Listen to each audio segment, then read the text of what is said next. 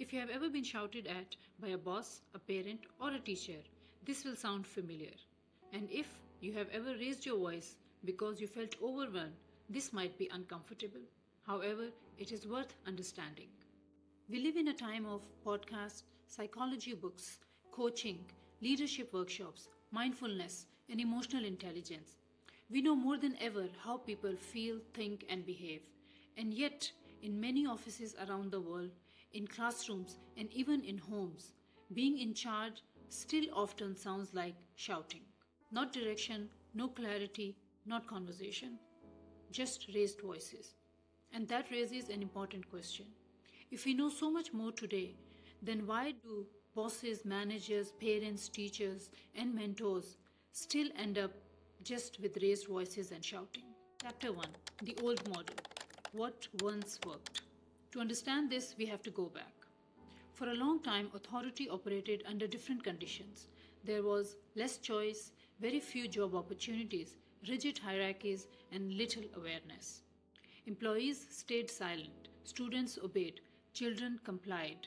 And in that environment, shouting could work, not because it was good leadership, but because it was fast. One loud voice could get things done. And for a while, that was enough. Chapter 2. Why shouting still exists. The real reason.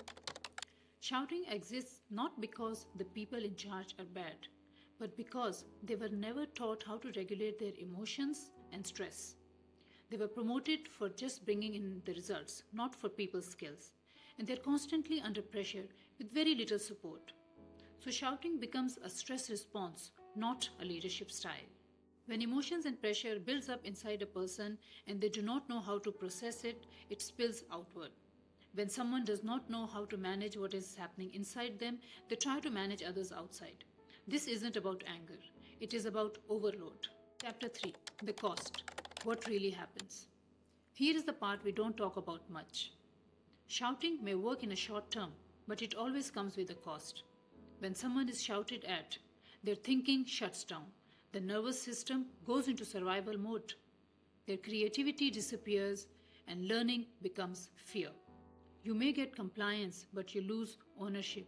You may get silence, but you lose honesty. And slowly, very quietly, people stop showing up fully.